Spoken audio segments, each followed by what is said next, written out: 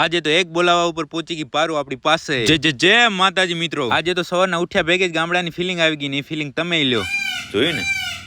વાહ રે વાહ. અને એ સવારની મોજ કરાવનાર કલાકાર હતા આ. પછી આવી ગયા આપણે આપણી ગાયો પાસે ને આ જો રૂપા અહીંયા બાંધી છે ને બીજી ગાયો દોવાઈ ચાલુ છે. એ સાઉન્ડ એ અદભુત.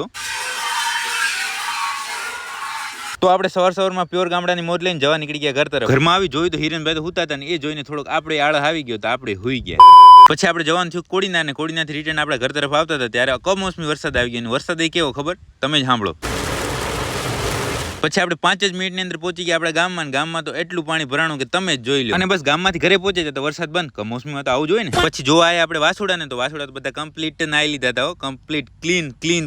કહેના ક્યાં ચાહતે હો. અને ત્યાંથી પછી આવી ગયા આપણે કુવા પાસે આવ્યા તો શું જોયું ખબર તમે જ જોઈ લો. જો આ બચારી કબૂતરીની હાલત તો જો તમે વરસાદે કરી. એક સુંદર માનો દાખલો જોઈને બીજી સુંદર માતાઓ પાસે આપણે આવી ગયા. તો આ બધી તો આરામથી કટ્ટી ખાતી હતી અને આ ચારેય માં કૃષ્ણ જ પલરેલી હતી કારણ કે આ બચારીને છે આ ઢારિયાની અંદર કોઈ જવા નહીં દીધી હોય. આ ત્રણેય થઈને એટલે પલરી. એટલામાં ત્યાં હિરેન આવી ગયો ને આપણે બોલાવી રાધાને. પછી બોલાવો કર્યો પારુને તો પારુ આવી ગયા આપણી પાસે. પછી હિરેને કરી લીધા પારુના દર્શન અને ત્યાં જ પડી ગઈ સાંજ ને ગાયોને આવવાનો સમય થઈ ગયો ઢારિયાની અંદર. તો ભલે મિત્રો આજનો આ સરસ બ્લોગ પૂરો લાઈક કોમેન્ટ શેર ભૂલતા નહીં.